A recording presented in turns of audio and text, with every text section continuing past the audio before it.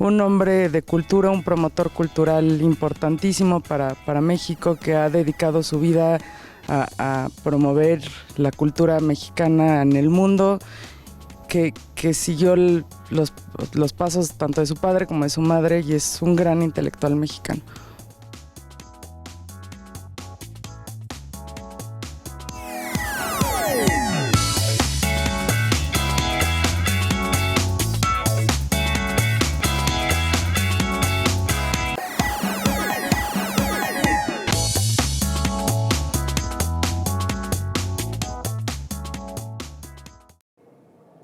Muy buenas noches, bienvenidos a Palabras Mayores. Nos encontramos en uno de los lugares, si no es que el lugar más bello de la Ciudad de México. Estamos en el Palacio de Bellas Artes y todo eso gracias a nuestro invitado, que nos acompaña hoy, el embajador José Luis Martínez Hernández. Muchas gracias. Gracias, Alex. Gracias por esta oportunidad. Gracias, Alex. Y vamos a tutearnos, ¿no? Bueno, sí, muchas gracias. A ver si lo logro, Si me permite. Sí, por favor. Muchas gracias por esta oportunidad. Gracias además por el espacio, porque es un privilegio. Bueno, es un espacio del que yo desde niño. Eso, ¿por qué no empezamos por ahí? Cuénteme desde niño. Bueno, yo venía aquí. Mi madre, sobre todo mi madre, pero también mi padre me traían o a los conciertos. Ahí empecé a oír ópera. Que vamos a presumir, por favor, quiénes son sus padres, porque la gente que nos está viendo, todavía por el apellido, todavía no lo reconoce. Bueno, mi madre, Amalia Hernández, y mi padre, José Luis Martínez, escritor y diplomático, me traían desde niño. Y bueno, el ballet, desde que el ballet está aquí, pues yo venía prácticamente seguidísimo. Yo venía, traía a mis amigos, a veces venía al foro. Ahí me decían mis amigos, llévanos a ver a las guapas bailarinas del ballet. Pues sí, porque además con los niños y con sus amigos me imagino que era toda una experiencia. Era muy popular. Además, no como tener este privilegio, no nada más como público de disfrutarlo, sino de también poder estar tras bambalinas, que es otro palacio. Claro. Allá atrás es otro palacio. Es maravilloso. Yo sí conozco, yo creo que todos los recovecos de este maravilloso lugar. Era como su jardín. Sí, venía yo desde niño. Y bueno, por alguna razón he seguido por mis actividades, ahora sigo vinculado a la actividad cultural, estoy en la Secretaría de Cultura del Gobierno Federal y ya llevo muchos años, desde que era Conaculta. Yo entré a Conaculta en 1991, pero antes había trabajado con Rafael Tovar en la Dirección de Asuntos Culturales de la Secretaría de Relaciones Exteriores. Eso por ahí, por el 79. Así es que con él, pues ya me une casi una vida, ¿no? Mucho tiempo. Trabajar con él. He estado en diferentes funciones en el Conaculta. Fui secretario técnico de Conaculta, fui director del FONCA, que es una institución maravillosa. Bueno, y además mi padre fue director del Instituto de Bellas Artes hace muchos años. Ya en el 65 empezó. Del 65 al 70 estuvo aquí. No, bueno, con mi padre, a mi padre le debo sobre todo el amor a los libros y a la música. Él, y no solo a la música clásica, sino al jazz. Él tenía aparte de su fascinación por la música clásica, y le gustaba mucho el jazz. Y yo aprendí a oír el jazz, que es una música que no a todo el mundo le gusta, ¿no? Entonces, a tu papá le gustaba mucho el jazz. Entonces, por ahí el amor a la música. Y a la clásica también. Y el amor a los libros. Sí, claro. ¿Y qué pasa con la parte de política? Bueno, mi padre fue funcionario público prácticamente toda su vida. Él empezó muy joven siendo secretario particular de Jaime Torres Bodet en su primera época en la Secretaría de Educación Pública. Él vino de Guadalajara, viene de Jalisco, de la zona de Ciudad Guzmán, Atoyac, que es una zona de escritores, la zona de Arreola, de Rulfo, entre otros. Mi padre fue funcionario público desde entonces, toda su vida prácticamente, hasta que ya terminó su función pública, y después fue presidente de la Academia de la Lengua, o director general de la Academia de la Lengua, y que sí, no es una institución del Estado, pero es una institución pública, que la dirigió prácticamente hasta el final de su vida, aunque después, un poco antes, se retiró. Y, mi padre se retiró ya muy grande, cosa que yo espero hacer también. Yo todavía sigo en activo, ¿no? ¿Eso también se aprende? Sí. ¿Eso también se ve en la casa? Sí, yo creo que Yo tengo muchos amigos, colegas míos del servicio diplomático que ya están retirados y están... Y digo, no puede ser, te debes aburrir muchísimo. Sí, no. Yo hasta que el cuerpo aguante, yo seguiré trabajando. Estaba leyendo todas las menciones en la parte política que ha recibido y son muchas y todas son en Europa, la gran cantidad son en Europa. Sí, y las condecoraciones. Sí, de caballero y de todo. Comendador, estas cosas. No, son muy pomposas las condecoraciones. Ajá. Bueno, de esas yo aprecio mucho, sobre todo una, porque normalmente estas se dan en las visitas presidenciales, era una especie de intercambio de cosas.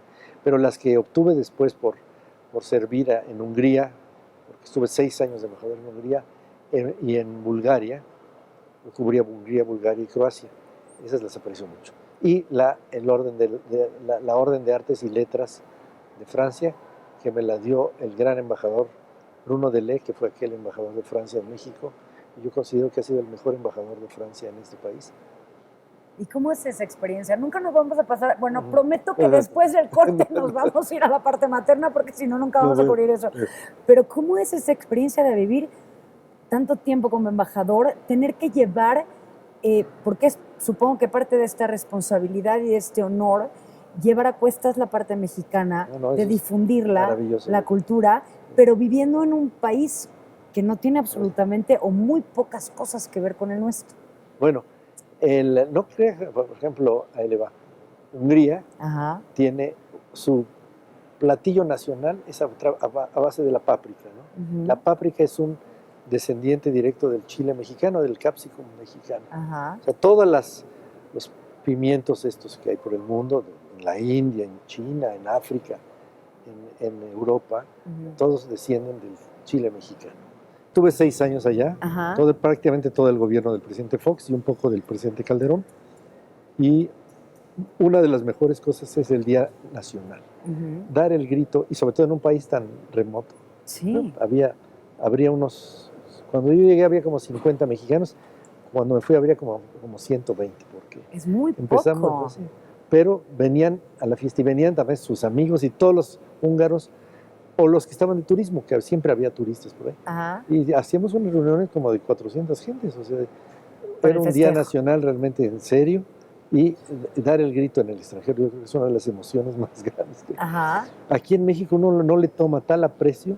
Como cuando uno está fuera, es que eso es lo que pasa, uno no extraña casa hasta que no se va. Claro, no, pero fue impresionante. Yo puedo presumir que he dado 7 gritos, uno en Berlín, cuando Berlín, la primera vez que se dio un grito en Berlín después de la guerra, fue mi grito. Eso sí, fue su grito. Que además lo di como acompañado del embajador Castro Valle, que era, entonces estaba encargado de la embajada en la Alemania del Este. Cuando se estaba ya deshaciendo Alemania del Este, a él le tocó finalizar, y entonces lo invité a que diéramos el grito juntos. Las dos, del Berlín Este y Berlín Occidental, en una sola fiesta. Pues es que ¿cómo va a querer retirarse? Si estaba tan ocupado y tan divertido, ¿cómo va a querer entonces ya acabar eso fue con toda eso? Una experiencia. ¿Qué opinión siente después de toda esa experiencia como embajador que tienen en Europa de los mexicanos? ¿Cómo nos ven? ¿Cómo nos sienten? Yo nunca sentí alguna tensión por ser mexicano. Yo desde España, en un país donde hay, al menos me daba el dato el otro día el cónsul de México en Madrid, España, que debe haber al menos estudiantes, como 15,000. Fuera. Bastante. Sí, mucho. En España. Aparte de los mexicanos que se han ido allá a vivir permanentemente allá, pero estudiantes que están medio de paso. Algunos se quieren quedar más tiempo, pero hay como 15,000, que es un número grande. Yo recuerdo cuando estaba en París, había como 30,000 brasileños, y eso me pareció una cifra así impresionante. Sí. Ahora, bueno, si uno piensa en los ecuatorianos, creo que hay casi como medio millón de ecuatorianos, quizás como entre 300 y medio millón de ecuatorianos en España. Sí, bueno, es muchísimo, migrado, ¿no? Claro, es muchísimo. Y encontraron ese nicho, ¿no? Es muchísimo. Y entonces, ¿y qué pasa cuando regresa a México? ¿Extraña allá? Sí. ¿También? No, bueno, yo regresé, primero estuve en Francia, en Alemania, luego fui a Francia, a la embajada, con el embajador Jorge Castañeda, el padre de Jorge, que es gran embajador, que había sido secretario de Relaciones Exteriores, y después se había ido como embajador Francia, y estuve con él como ministro, y de ahí me fui a Berlín a abrir el consulado. El consulado que no había. O sea, prácticamente yo lo inventé gracias a un buen amigo que era subsecretario entonces de Relaciones Exteriores, que era Javier Barros, don Fernán Solana, que entonces era el secretario de Relaciones, gran personaje también, y yo creo que uno de los funcionarios más brillantes que ha tenido este país, que falleció hace poco. Él me invitó a ser director de protocolo, que es un trabajo muy interesante, muy intenso, pero que no se lo desea a nadie. ¿Por qué? ¿Qué se hace? Vive uno en tensión, pues tiene uno que estar viajando con los presidentes.